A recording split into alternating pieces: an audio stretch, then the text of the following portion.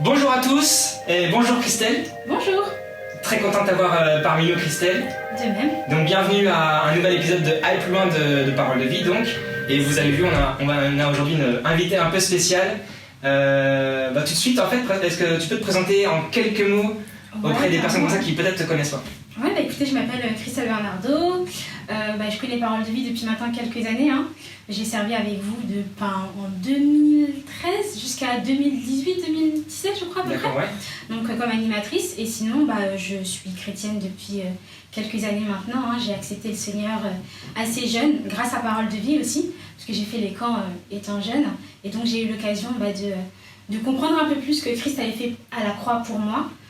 En ayant l'occasion d'aller à Paroles de vie à un des camps et c'est comme ça que je suis venue à Christ. Et sinon, dans la vie, je suis UX designer et je suis ravie d'être avec toi aujourd'hui pour parler un petit peu. C'est excellent. J'ai hâte de vivre Et tu es de l'église d'Antony, oui, dans le 92. Exactement, je suis de l'église d'Antony. D'ailleurs, je salue tous les amis d'Antony. Et donc l'église d'Antony, c'est une église à laquelle j'appartiens depuis quelques années maintenant. Et on fait pas mal de choses aussi pour la gloire de Dieu, notamment moi en tant que responsable du groupe des ados. Et donc les autres responsables dont une belle équipe là, et on propose pas mal de choses. On a des jeunes qui ont entre 15 et 17 ans. Ouais. Donc des lycéens. Ouais, voilà, des lycéens. Fin de collège, lycée, ouais. C'est ça. Et en fait, on propose pas mal d'événements, pas mal de choses. On essaye de travailler ensemble sur la thématique d'un Corinthiens 13. Et en fait, donc c'est l'amour quand on regarde dans la parole de Dieu. Et en fait, c'est vraiment hyper intéressant parce qu'on propose différentes choses. On propose des ateliers artistiques, on propose de passer des temps de témoignage avec des personnes, des membres de l'église. Et aussi, on les accompagne dans la création d'événements. Donc les ados organisent des événements à l'église. Et c'est un vrai plaisir pour moi de servir à leur côté et avec la team que j'ai. C'est vraiment génial. Excellent. Alors, Christelle, il y a une chose que tu ne sais pas, c'est que je me suis permis d'enquêter un petit peu auprès de ses proches. Oh là là. Donc j'ai appris, alors, petite pause, mais j'ai appris que tu es particulièrement fan des tiramisu. Donc je te laisse un petit tiramisu, voilà. Voilà, tiramisu. La surprise. Donc je te laisse, alors, ici c'est la famille, on est à la maison, donc si tu veux le manger pendant les plus loin, il n'y a pas de souci. Juste on fera attention aux postillons, tout ça. Mais j'aimerais bien savoir qui t'a dit ça. On en parlera après caméra. Oui, il m'a dit sûr. De garder son identité. Oui, bien sûr. Et deuxième petite surprise, on va donner 10 secondes d'écoute. 10 secondes.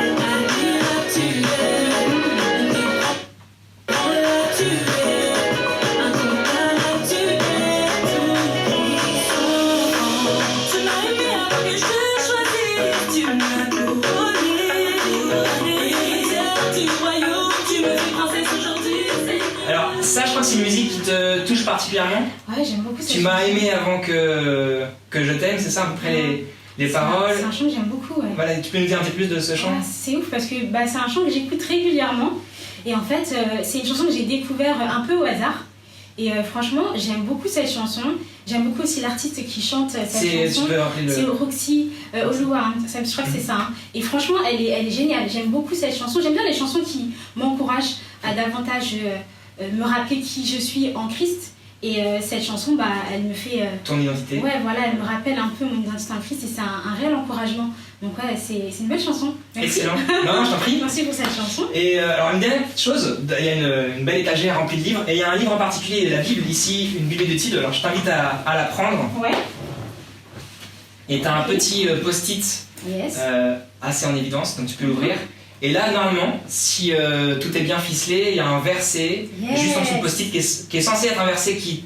Alors, toute la Bible t'a marqué, c'est sûrement, c'est toujours la question du verset qui te marque particulièrement. Donc si tu veux le lire peut-être et nous en dire plus. Ouais, c'est un super verset que j'ai découvert, que j'ai lu il n'y a pas longtemps. Et il m'a pas mal encouragée. Et en fait, c'est aussi un verset qu'on a vu ensemble avec les ados. Donc comme je l'ai expliqué avec les ados, on travaille sur le verset d'un Corinthiens 13 notamment, qui parle de l'amour et qui dit que maintenant ces 3 choses demeurent, la foi, l'espérance et l'amour. Et la plus grande de ces 3, c'est l'amour. Et en fait, il n'y a pas très longtemps, on a eu un temps de partage sur l'espérance. Et c'est ce passage qui m'a vraiment parlé. Donc il se trouve donc en Romains, au chapitre 8, du verset 24 au verset 25, qui dit « En effet, c'est en espérance que nous avons été sauvés. Or l'espérance qu'on voit n'est plus de l'espérance. Ce que l'on voit, peut-on l'espérer encore? Mais si nous espérons ce que nous ne voyons pas, nous l'attendons avec espérance. » Et en fait, ça m'a tellement encouragée de me rappeler qu'en fait, dans tous les cas, même si j'ai pas la vision de ce qui va se passer tout de suite, au moins je sais que je me rappelle ce en quoi j'ai l'espoir en fait, et c'est vraiment un encouragement pour moi de tous les jours. C'est un vrai rappel de ce que Christ a fait pour moi et de cette chance de savoir que il est ressuscité, qu'il vit encore aujourd'hui, et j'ai hâte du jour où il reviendra pour pouvoir vivre le royaume de Dieu avec lui. Donc voilà, c'est un vrai encouragement ce passage pour moi en tout cas. C'est intéressant parce que je trouve qu'il y a du lien entre la musique qu'on écoute, ces versets, et puis ce qui va arriver aussi tout de suite par la suite, on va en parler. Mais je trouve qu'il y a une notion aussi de rappel, de méditation, de méditer sur des choses que le Seigneur est dans notre vie, notre identité, son amour. Et du coup, ça me permet aussi de faire la transition avec une action que tu as particulièrement à cœur, un ministère donc, qui s'appelle Un truc à dire. Et donc, si j'ai bien compris, une plateforme de témoignage. Et donc, c'est pour ça aussi que je parlais aussi de l'importance de se remémorer de son témoignage, de sa conversion, de notre premier amour. Je trouve que la musique, le verset et ce ministère ont ce point en commun. Est-ce que tu peux nous en dire plus sur donc Un truc à dire? Un truc à dire. Alors, Un truc à dire, c'est effectivement pas mal. Donc, un groupe de jeunes qui se sont un peu réunis dans le but de... 4-5 personnes, je crois. Ouais, on est 4-5 dans l'équipe. Et en fait, on propose effectivement des témoignages sous forme de podcast et aussi sous forme de versets illustrés que l'on peut retrouver sur les réseaux sociaux.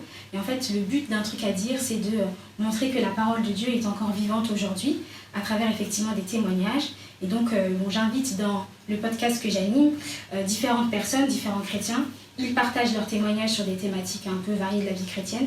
Et l'idée, c'est qu'ils... Donc, ils partagent un témoignage avec un angle particulier sur un thème. C'est ça. Excellent. Ça peut être la grâce, ça peut être vivre en adorateur de Dieu aujourd'hui, ça peut être différentes thématiques. Et en fait, je leur pose des questions. J'aime bien parce qu'il y a un format qui est très particulier. Donc au tout début, ils se présentent à la façon d'un truc à dire. Ensuite, ils partagent leurs témoignages et ensuite on essaye d'expliquer un peu comment ce qu'il a vécu est en adéquation avec ce que dit la parole de Dieu, pour vraiment mettre en avant que la parole de Dieu est encore vivante aujourd'hui et qu'elle impacte encore la vie des jeunes aujourd'hui. Et voilà, c'est vraiment le but d'Un truc à dire. Et donc, on est vraiment présent sur les réseaux sociaux, notamment sur Instagram. Et on a pas mal de choses, donc je vous invite vraiment à aller voir un peu ce qu'on fait. Donc on a des versets qui parlent et des vidéos aussi. On essaye de partager pas mal de vidéos sur les réseaux sociaux. Et vraiment, c'est un ministère qui plaît. Ça fait combien de temps que tu as commencé ce ministère? Alors, j'ai commencé au premier confinement. C'est-à-dire que je ne faisais pas vraiment partie de l'équipe au début. D'accord. C'est vraiment donc ça existait avant? Oui, ça existait avant. Et en fait, c'est donc des amis à moi qui ont commencé le projet. Ils avaient vraiment ça à cœur. Et moi, je les ai rejoints avec cette idée de podcast. À un moment donné, ils étaient dans une phase où ils réfléchissaient à qu'est-ce qu'on va faire par la suite, qu'est-ce qu'on peut encore apporter de nouveau par rapport à ce qu'on propose. Et du coup, moi, je suis venue avec l'idée, ce concept de podcast. Et toute l'équipe a vraiment aimé l'idée. Et du coup, on est parti dans le projet ensemble. Et voilà, c'est comme ça que ça a un petit peu commencé, l'idée des podcasts. Et voilà. Excellent. On est d'accord que quand on est dans un projet, dans une mission aussi, dans un ministère, on cherche toujours aussi à afficher la vérité de Dieu, à transformer des vies, mais on sait aussi qu'on est nous-mêmes transformés au travers du service qu'on rend. Est-ce que toi, Un truc à dire a fait quelque chose dans ta vie personnelle? Ouais, en fait, ce qui est génial avec Un truc à dire, c'est le moment où où le Seigneur a travaillé mon cœur par rapport à l'idée de faire des podcasts. En fait, quand Dieu a mis ce projet à cœur, j'ai écrit un peu sur un papier, un peu tout ce que j'avais en tête, tout ce que je voyais par rapport à Un truc à dire et la réalisation de podcast. Et puis je leur ai présenté le projet et c'est arrivé pile au moment où eux étaient découragés à l'idée de continuer à avancer dans cette mission. Et donc ça a été un encouragement pour moi parce que j'apprécie tellement prendre le temps d'écouter les autres, raconter un peu ce que Dieu fait dans leur vie. C'est un tel encouragement pour moi de pouvoir servir et de pouvoir écouter en fait comment Dieu impacte la vie des autres. En fait, je me sens vraiment privilégiée de faire ça parce que j'entre un peu dans l'intimité de quelqu'un, de comment le Seigneur a touché sa vie, comment le Seigneur a impacté son cœur, comment il vit, comment la parole de Dieu vit à travers cette personne. Et c'est un réel encouragement de voir comme Jésus est vraiment au centre de chaque personne et à des niveaux complètement différents et des milieux complètement différents aussi. Et c'est un réel encouragement pour moi parce que vraiment je m'attendais pas à être aussi impactée par ce projet Et c'est vraiment Donc un gros encouragement de voir Jésus en personne œuvrer dans la vie des autres, et ça fait écho avec la nôtre. Et soit se voir où il travaille déjà, ou aussi être aspiré à vouloir que Jésus travaille de cette manière dans notre cœur, dans notre vie. Excellent. Une dernière petite question. En fait, on a l'habitude de la parole de vie, et pas que la parole de vie, et de lancer un peu des défis. La vie est un défi, et je pense que c'est important aussi qu'on se lance cette discipline de défi. Tout ça. Est-ce que tu aurais un défi, avec tout ce qu'on vient de partager aujourd'hui, à lancer à nos jeunes qui nous regardent, et quelque chose de pratique ou de concret? Ouais, le défi que je pourrais lancer, laisse-moi réfléchir, ce serait d'avoir le courage de parler de ce que Dieu a fait dans nos vies, en fait.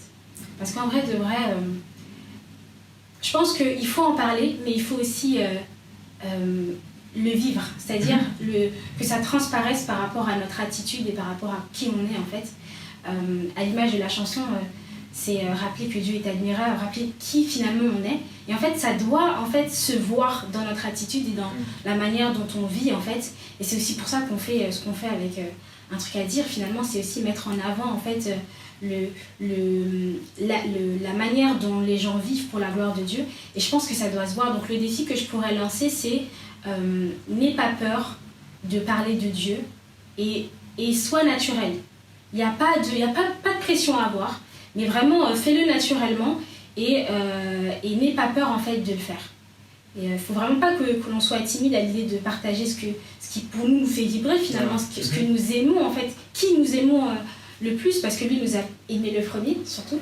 Et en fait, ne pas avoir peur de parler de qui est Dieu pour nous, en fait, de qui est Jésus, de ce que Jésus a fait pour nous. Très, très beau défi. Donc, on t'encourage à prendre un temps de prière et à demander à Dieu qu'il te donne la force, le zèle pour partager ton témoignage, la vérité de Jésus dans ta vie vers l'extérieur. Ça peut être tes potes au collège, au lycée, tes proches aussi, la famille, qui que ce soit qui justement à ce moment-là peut-être Dieu t'a mis à cœur. Et merci Christelle pour tout ce partage. On va juste avoir une petite... alors c'est le programme qui suit, donc une petite parenthèse. Alors nous on a l'habitude de faire des jeux et des petits duels. Donc là on va tout de suite retrouver Claudia et Anthony qui vont s'affronter aux cartes. On avait déjà eu dans un épisode précédent un duel et c'était Claudia qui avait gagné contre Abigail avec un record à la clé. Donc là on va encourager Anthony et Claudia. Anthony, Claudia, bienvenue au duel des cartes. Je rappelle le précédent record contre Abigail de Claudia en 46 secondes. Vous êtes prêts? 3, 2, 1, top!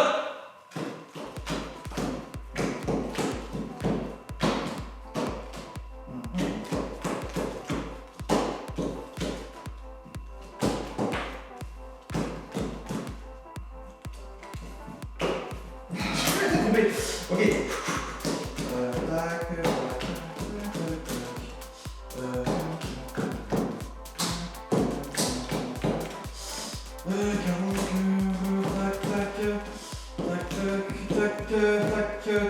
Et...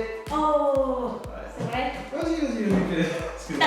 Bravo Anthony. Excuse-moi. T'as même perdu quelques secondes à la fin, c'est dommage, peut-être que t'aurais battu le record, qui sait?